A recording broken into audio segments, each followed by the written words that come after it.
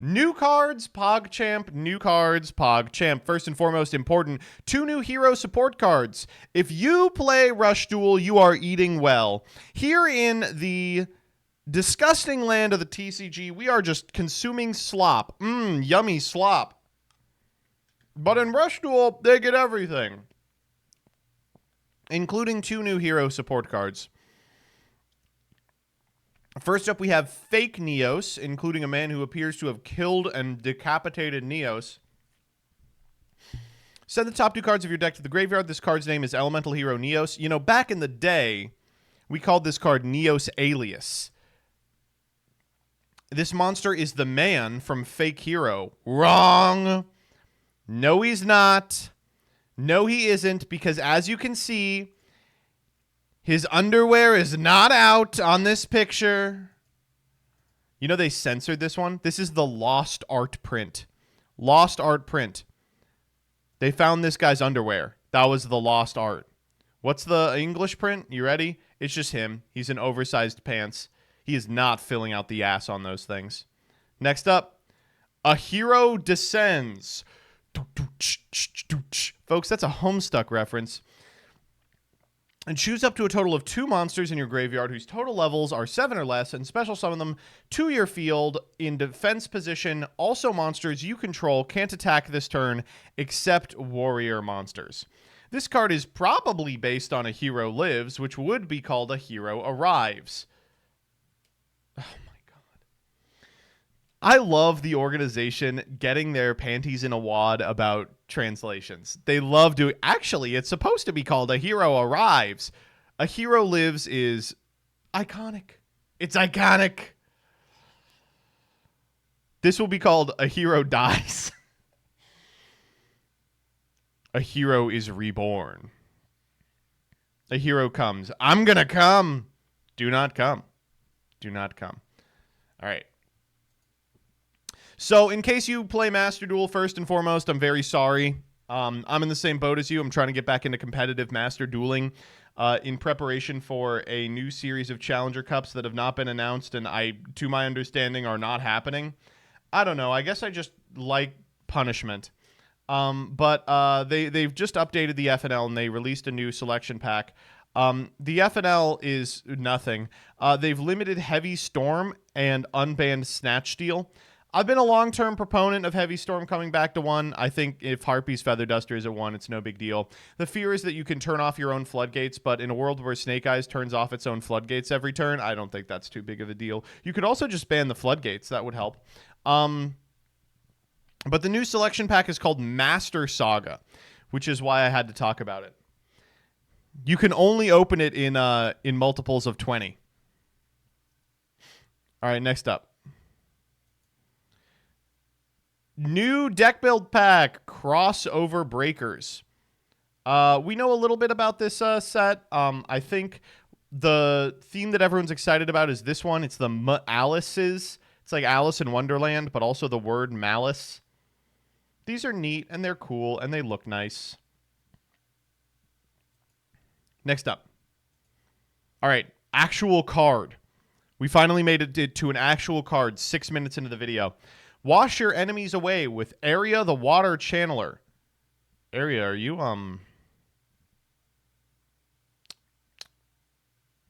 okay? She looks pretty bummed out, right? Aria's been through a lot. Win, you know, she gets to do all this crazy stuff with the ritual beasts. Aria has basically just been fucked over and over again, right?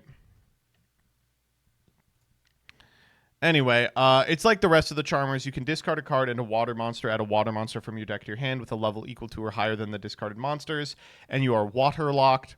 And when a water monster is destroyed by battle, you can special summon this card from your hand. That's cool. The reason that this one might get played, and the other ones really haven't, is because that first effect discards a water monster as the cost to pay an effect. So you can like pitch a Dragoons in hand. It's an honorary Merlantian. And for that reason, I think it may see a pretty high degree of play, actually, provided those cards are any good. We looked at the new Merlantian stuff, I think, last week, and came to the conclusion that they are just giving them everything. Next up. All right, remaining cards in Roda. So these were put on the DB a couple of nights ago. Let's just go through them real quick. First up, Transient Titan of Tartarus. Folks, have you guys heard of the Tartaran mud flood? So in a time before recorded history, there was an advanced civilization that lived on Earth.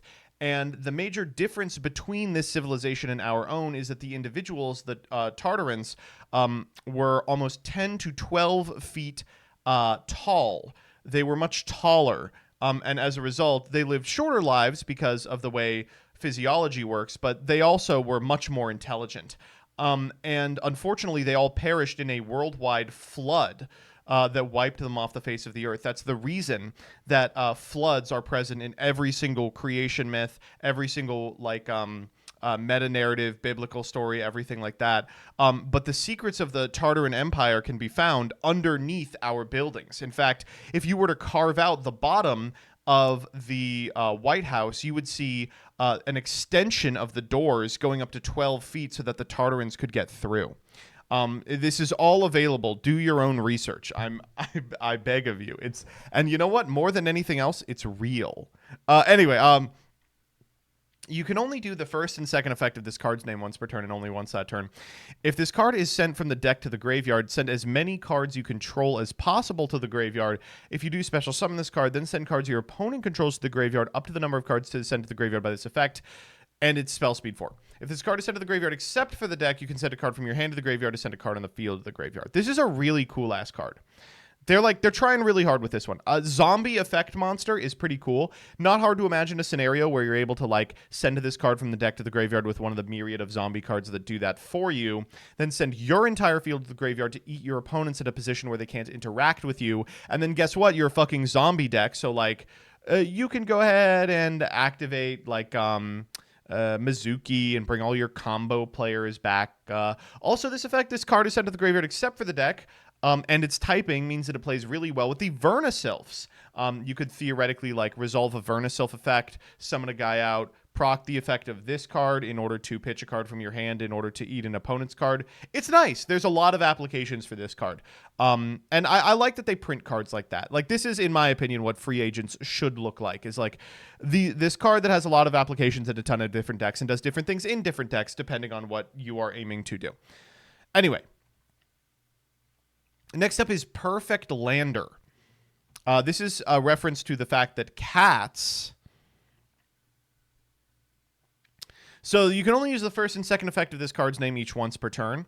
If this card is sent from the hand or deck to the graveyard, you can special summon this card in face-down defense position. If a monster is sent from the hand or deck to your graveyard while you control that monster that was flipped face up, you can target one of them, special summon it in face-down defense position. Funny.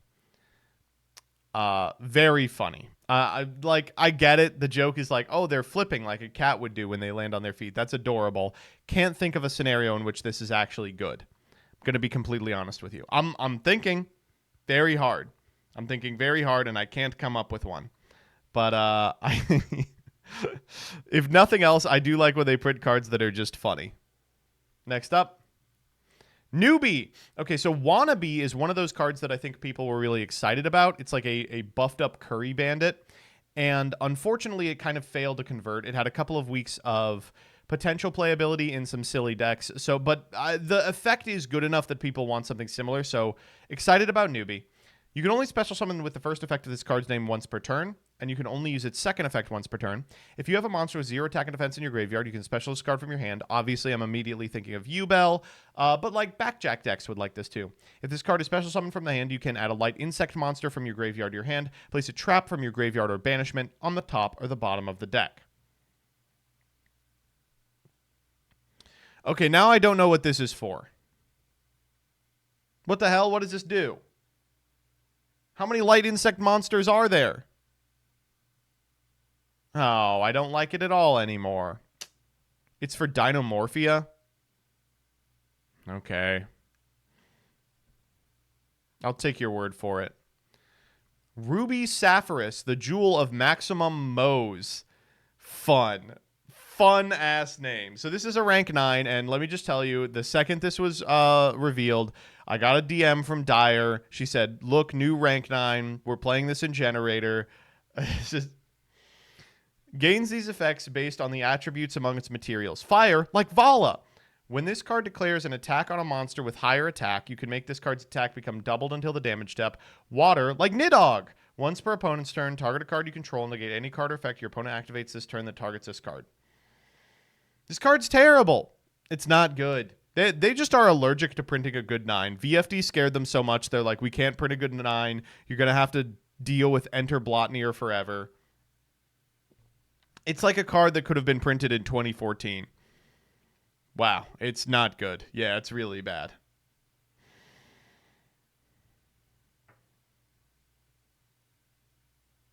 Token Alliance. This is when Danny, our token Latino, and Leah, our token female, team up. There we go. It's Kamla and Pete. Stupid. Dumb. You contribute any number of tokens, then target a monster you control with 0 attack. It gains 1,000 for each token contributed. It can make attacks on monsters during the battle phase. This turn up to the number of tokens tributed. At the end of your opponent's battle phase, you can summon alliance tokens to a number of tokens destroyed during this battle phase. So this is bad. This card's terrible. But I can imagine a sub-replay Friday where someone plays Ally Turbo, and it's like, it plays this as the We See You, We Hear You card, and then it summons a bunch of allies. All right, next up. Slapdash Summer Schoolwork Success. Folks, sometimes you just see a card and you go, literally me. So this is a big fat tan guy who spent all summer fucking around at the beach, turning in his summer coursework at 11:59 the night before it's due successfully. This is so good. Activate this card by putting 5 success counters on it. If a monster is special summoned from the extra deck and a card is sent from the deck to the graveyard by a spell trap effect, remove a success counter from this card. Then, if there are no spell counters on it, destroy it. And if you do, gain 4,000 life points and set a schoolwork success trap from your deck or graveyard. Then if you have 1 or less cards in your deck, you win the duel.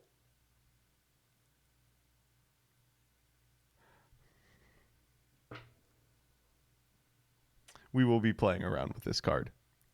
We will. I'm not going to lie. This card, I think, the fact that your opponent has to proc it a number of times probably means that it's not good. But you can't read an effect like Laboratory Maniac and think, oh, I wonder. I'm thinking, dude. The wheels are turning. The wheels are turning. Thespian staging this. True. What is schoolwork success? I think that it is just this. I think schoolwork success is just this card. Like, you have to play a second copy. I just searched schoolwork success. Let's read the text of this real quick.